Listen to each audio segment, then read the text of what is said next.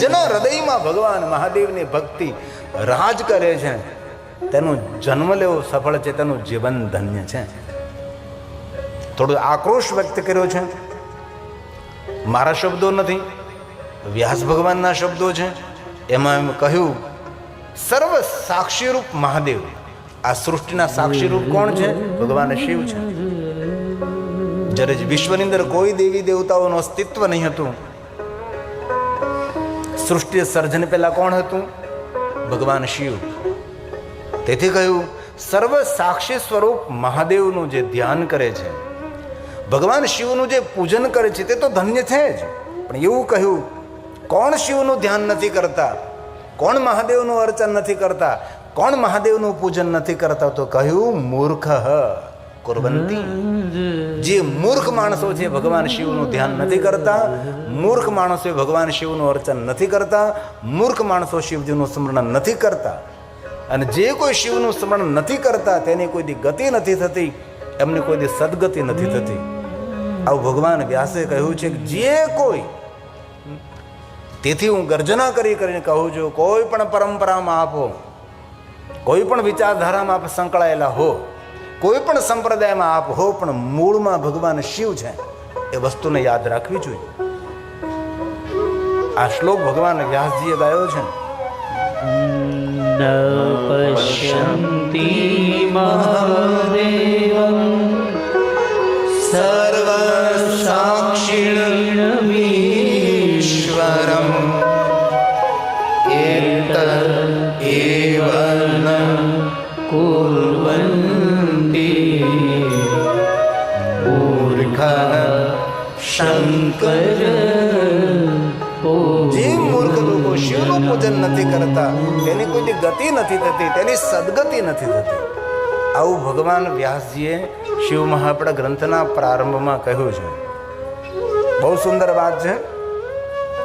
શિવ પૂજાના તત્પર રહેનારો મનુષ્ય, પરમ શિવ ભક્ત મનુષ્ય, હે મુનિઓ, પોતાના જીવનને સાર્થક કરે છે. અને ભગવાન શિવ સુધી પહોંચવા માટે 3 પરંપરાઓ છે. એક તો ભગવાન મહાદેવના નિરાકાર લિંગ સ્વરૂપની પૂજા, બીજી પરંપરા છે રુદ્ર જાપ, ત્રીજી પરંપરા છે પંચાક્ષર મંત્રનો જાપ. ત્રિપરંપરા દ્વારા મનુષ્ય તાપત્રય હરમ અને મુક્તિને પ્રાપ્ત થાય છે. કેટલી સુંદર વાતો કરી છે. મુક્તિ માટે કોઈ વલખા મારવાની જરૂર પણ નથી ને. જે માણસ મુક્તિની ઈચ્છા ધરાવતો હોય તેના માટે રુદ્ર જાપ કરો, પંચાક્ષર મંત્રનો જાપ કરો, અથવા નિરાકાર ભગવાન મહાદેવના લિંગ સ્વરૂપની પૂજા કરો, અર્ચન કરો. એ જીવાત્મા બિન પ્રયાસ મુક્ત બને છે. આવું ભગવાન મહર્ષિ વેદવ્યાસજી કહે છે. અને શિવ મહાપડા ગ્રંથમાં લૌકિક કથાઓ જો જ નહીં વાત, જે આપણી સાંસારિક કથાઓ છે. હમણાં આમજામાં કથા હતી તો બહુ દ્રષ્ટાંતકમય કથા કહી, ભાવાત્મક કથાઓ, સાંસારિક બધા દ્રષ્ટાંતોથી માણસો રડે, શ્રોતાઓ રડી પડે, ધ્રુસકે રડી પડે.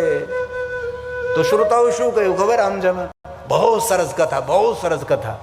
મેં કહ્યું એ કથા નહીં હતી, કથણી હતી. સાસુઓના દ્રષ્ટાંતો કોઈ કથા છે? બાપ દીકરાના દ્રષ્ટાંતો કોઈ કથા છે? ભાઈ ભાઈના દ્રષ્ટાંતો કોઈ કથા છે? જે લૌકિક વાતો કરી એ કથા છે?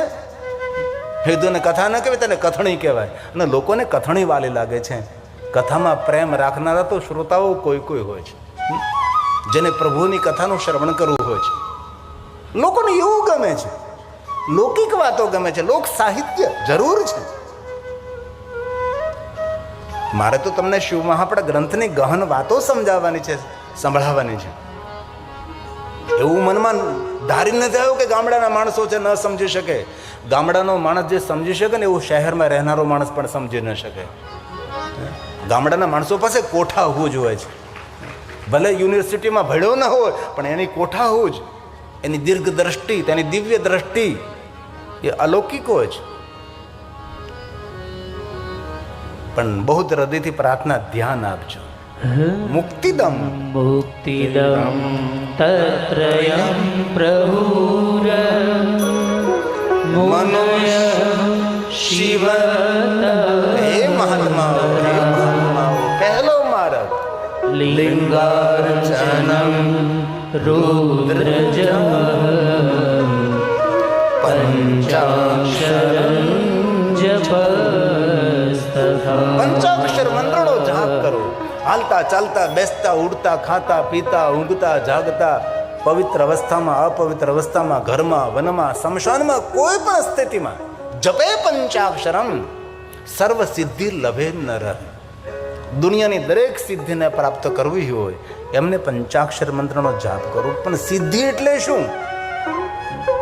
કોઈને ફૂંક મારીને ચકલી બનાવી દેવી એ સિદ્ધિ છે?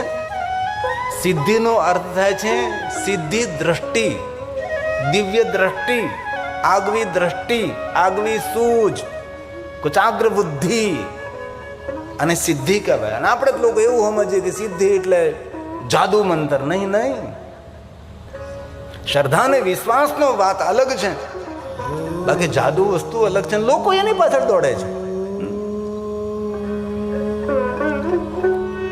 તે સિદ્ધિનો અર્થ થાય છે દૂર દ્રષ્ટિ, દીર્ઘ દ્રષ્ટિ, દિવ્ય દ્રષ્ટિ. ભગવાન મહર્ષિ વેદવ્યાસ કહે છે સતત પ્રયત્ન પૂર્વક મહાદેવને જે શુભ કથાનું શ્રવણ કરે છે, ધ્યાન દીजिए और हृदय में एक बात याद रखिए कि कथा कोई वार्ता नहीं, कथा व्रत છે. દુનિયાના દરેક વ્રતો આપણે કરી ન શકીએ, પણ જો કથાનું શ્રવણ કરીએ તો દરેક વ્રતોનું ફળ કથા શ્રવણ કરવા માત્રથી પ્રાપ્ત થાય છે. તેથી આ કથા વ્રત છે. અને ક્યાં 24 કલાક સાંભળવી છે?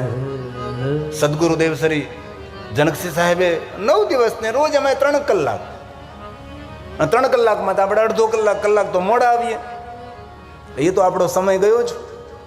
અને સમય હાથમાંથી સરી જશે પછી હાથમાં ફક્ત પસ્તાવો રહેશે. તેથી એટલું મોટું આયોજન કર્યું છે. સમય પર કથામાં પધારીએ આપણે. અને મેં કાલે પણ કહ્યું હતું સમય અનુસાર અહીંયા પધારીશ. 3 વાગ્યા પહેલાં મારે આવવાનું, પણ રાઈટ 3 વાગે હું વ્યાસપીઠ ઉપર હતો. પણ આજ મારે થોડા મહેમાન આવ્યા એટલે થોડુંક એમની સાથે મારે વાર્તાલાપ કરવો પડ્યો. આપની પાસે પણ હું આગ્રહ રાખું છું કે આપ સમય પર ભગવાન મહાદેવની કથાનું શ્રવણ કરવા પધારો. ભલે પહેલાં નથી કહેતો, પણ 9 દિવસ કથાનું શ્રવણ કરો. કથા કલ્પ વૃક્ષ છે, કથા કામધેનુ છે. ચરિત્રમ દેવ દિવસ્ય મહાદેવસ્ય અપારમ પરમોદારમ ચતુર્વર્ગસ્ય સાધનમ. ધર્મ અર્થ કામ મોક્ષ માગવા ન પડે, આપોઆપ કથા આપે છે. તેથી શિવ મહાપ્રદ ગ્રંથમાં કહ્યું સતત પ્રયત્ન પૂર્વક મહાદેવજીની શુભ કથાનું જે શ્રવણ કરે છે, જે સાંભળે છે, હે બ્રાહ્મણો, શિવ પ્રત્યે જે પ્રેમ ધરાવે છે એવી બુદ્ધિ ધરાવનારો માણસ ભગવાન શિવના સાનિધ્યને પ્રાપ્ત કરી શકે છે. પોતાની કામના મનોકામનાની પૂર્તિ કરી શકે છે. આ ભગવાન મહર્ષિ વેદવ્યાસજીના વચનો છે. શ્લોક એટલા માટે હું બોલું છું, હું કોઈ કાલ્પનિક વાત તમને નથી કહેવા માંગતો. જે ભગવાન મહર્ષિ વેદવ્યાસજીએ કહ્યું છે એ આપની સમક્ષ હું કહેવાનો પ્રયાસ કરું છું. અઘરું જરૂર લાગે છે, પણ સમજવું બહુ જરૂરી છે. વિદ્યાર્થી ભણતો હોય ને અઘરો વિષય પકડે જ નહીં તો સફળ કેવી રીતે થઈ શકે? એ ક્લાસ 1 ઓફિસર કેવી રીતે બની શકે? જો ભાગતો ફરે કે અઘરો વિષય છે, હવે આ મારાથી નહીં થાય, તેના જીવનમાં મોટી સફળતા ન મળે ને. સહેલું પકડવાથી કાંઈ ન થાય. કોઈ પણ ક્ષેત્રમાં સફળ થવું હોય તો મોટા સાહસ કરવા પડે છે, મોટું રિસ્ક લેવું પડે છે. ત્યારે માણસ કોઈ પણ ક્ષેત્રમાં સફળતાને પ્રાપ્ત કરી શકે છે. તેથી ભગવાને કહ્યું છે જે કોઈ આ કથાનું શ્રવણ કરે છે, શૃણુયનેન સતતમ મહાદેવ કથા શુભ કરનારી, મંગલ કરનારી, મનોકામનાને પૂર્ણ કરનારી ભગવાન મહાદેવની કથા છે. બુદ્ધિને શુદ્ધ કરનારી અને જીવનના કાર્યોને સિદ્ધ કરનારી આ ભગવાન મહાદેવની કથા છે. શિવ બુદ્ધિ કુરુ પ્રિયા શૈવેષુ સતતમ દ્વિજા શૈવેષુ સતતમ દ્વિજા. બહુ સુંદર વાત કરી છે. સંસારને તરવાનો ઉપાય શંકર ભગવાનનું પૂજન એ શ્રેષ્ઠ ઉપાય છે. ભગવાન મહાદેવ પ્રતિ ભાવ, ભગવાન શિવજીનું અર્ચન, ભગવાન શિવજીનું દર્શન મનુષ્ય ભવ પાર તરી શકે છે. સંસાર તરણો પાર. સાગરને તરવા માટે તો મોટા મોટા જહાજો હોય છે, 7 સમંદર તમે તરી શકો છો. પણ મોટામાં મોટો જો સમંદર હોય તો જીવન સમંદર છે. તો સંસાર સાગરમાંથી જેને તરવું હોય તેના માટે આ ઉપાય છે. ભગવાન શિવની કથાનું શ્રવણ કરવું, મહાદેવનું પૂજન કરવું, શિવજીનું સ્મરણ કરવું, ભગવાન શંકરજીને યાદ કરવા. ધ્યાન દીजिए. સંસાર તરણો પાય શંકર શિવ પૂજન. ભગવાન શિવનું પૂજન કરો, મહાદેવનું અર્ચન કરો. અનેક એવા શિવ ભક્તોને મેં જોયા છે કે મહાદેવના પૂજન વગર મુખમાં જળ ન મૂકે, ભગવાન શિવની પૂજા વગર મુખમાં અન્ન ન મૂકે. આવા મહાદેવના ભક્તો આ ધરતી પર અત્યારે પણ વર્તમાનમાં છે. કોઈ પણ કાર્યનો પ્રારંભ કરે, મહાદેવનું દર્શન કરે, મહાદેવનું પૂજન કરે છે, શિવનું સ્મરણ કરે છે. આંખ ખુલે મહાદેવને યાદ કરે છે, નિંદ્રા ખુલે શિવને યાદ કરે છે. જો આ શિવ કથા છે એટલે હું શિવજીનો મહિમા સમજાવીશ. અન્ય બીજી કોઈ અપેક્ષાઓ નહીં રાખતા. અને સદગુરુનું સાનિધ્ય છે. અને ભગવાન શંકર જગદગુરુ તો છે જ, અને ભગવાન શંકર તો ત્રિભુવન ગુરુ છે. દેવતાઓનો ગુરુ બૃહસ્પતિ દેવ છે, અને બૃહસ્પતિનો ગુરુ શિવ છે. તેથી આપણે સદગુરુ પરંપરાની અંદર આપણે ભગવાન મહાદેવની કથા ઉપલબ્ધ થઈ છે. તો બહુ સુંદર વાત કરી છે. જેને ભવ પાર થવું હોય તેના માટે જ શિવ પૂજનમ શંકરમ સંસાર તરણો પાર. સંસાર તરણો પાય. એક એક શ્લોક મહાદેવનું આરાધન છે. એક એક શ્લોક આપણને પુણ્ય આપે છે. એક એક શ્લોક પાપમાંથી મુક્ત કરે એમ નહીં, એ ખોટી વાત છે. ઘણા માણસો એમ કે કથા સાંભળવાથી પાપમાંથી મુક્તિ મળે. હું આપણે પાપિયા છીએ? આપણે જાતને શા માટે આપણે પાપી કહીએ ભાઈ? કથા સાંભળવાથી પાપમાંથી મુક્તિ તો મળે ન મળે, કથા સાંભળવાથી પુણ્ય મળે છે. અને જે માણસમાં પાપ હોય ને એને કથા સાંભળવાનો વિચાર પણ ન આવે. કથા શ્રવણ કરવાનો દિવ્ય વિચાર એ પણ એક પુણ્યનું ફળ છે. જેની પાસે પુણ્ય ન હોય તેને સારા વિચારો પણ ન આવે, સારો માર્ગ પણ ન દેખાય, કથા શ્રવણ કરવાનો અવસર પણ તેમને મળે ન મળે. જેની પાસે પુણ્ય નથી, જે કાંઈ આપણે અત્યારે 3-3 કલાક બેસીએ છીએ આપણે પુણ્યનું કોઈ ફળ છે એટલે કથાનું શ્રવણ કરી રહ્યા છે.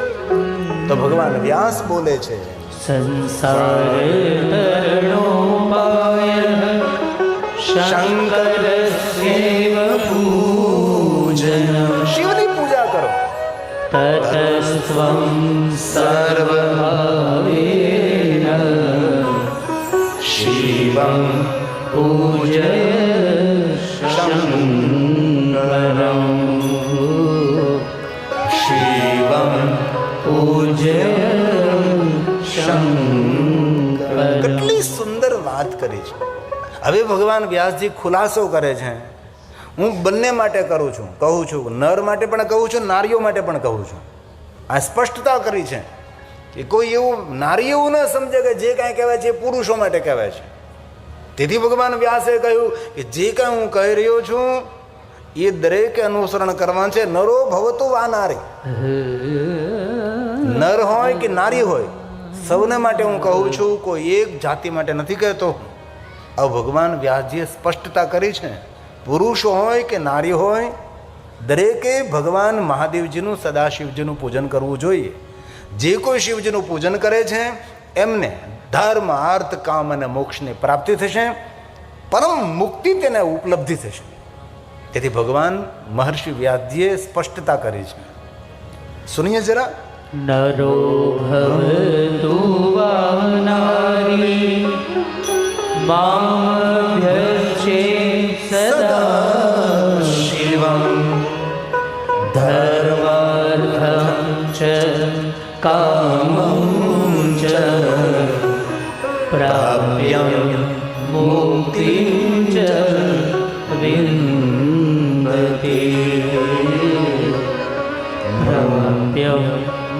મુક્તિં ચ વિંદતિ.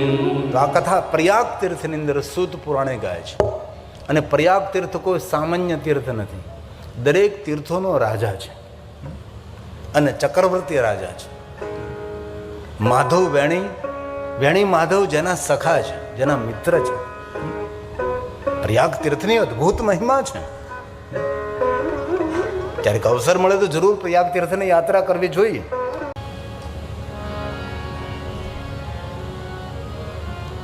અમે ગયા વર્ષે પ્રયાગ તીર્થમાં કથા કરવા માટે ગયા હતા. ત્યારે એક પ્રયાગ તીર્થના મહાત્મ્ય માટે એક સુંદર રચના કરી હતી કે પ્રયાગ તીર્થનો મહિમા શું છે.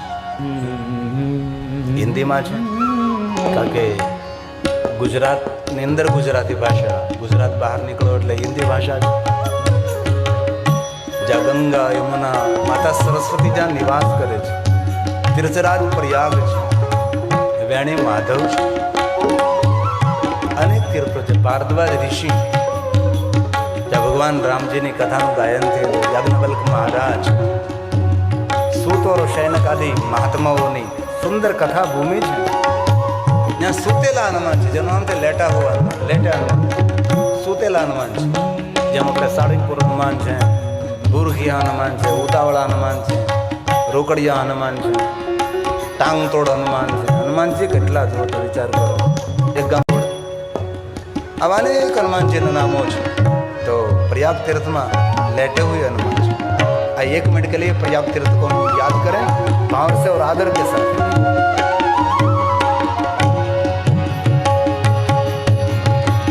गंगा यमुना सरस्वती संगम, गंगा यमुना सरस्वती संगम, पावन तीर्थ प्रयाग,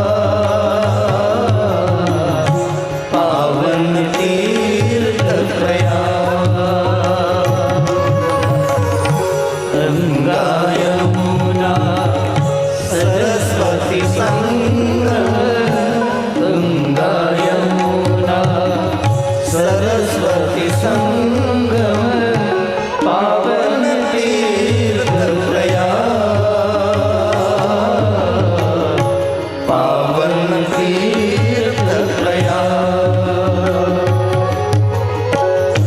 तीर्थराज की महिमा न्यारी, तीर्थराज की महिमा न्यारी, ब्रह्मलोक का, ब्रह्मलोक का पावन तीर्थ प्रयाग, पावन तीर्थ प्रयाग.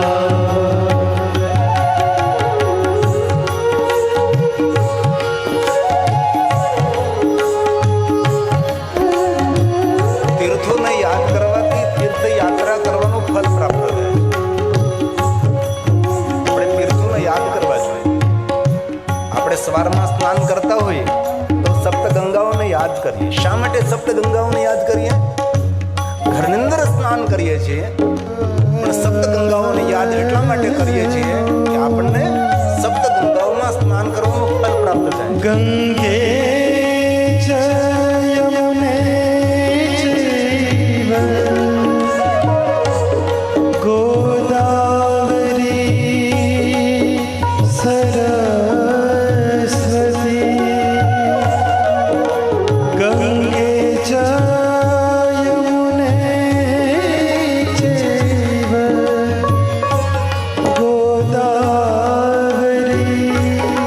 सरस्वती, नर्मदे नर्मदे सिंधु कावेरी, जलेस्मिन् सन्निधि कुरु, स्नानं सदा मंगलम्.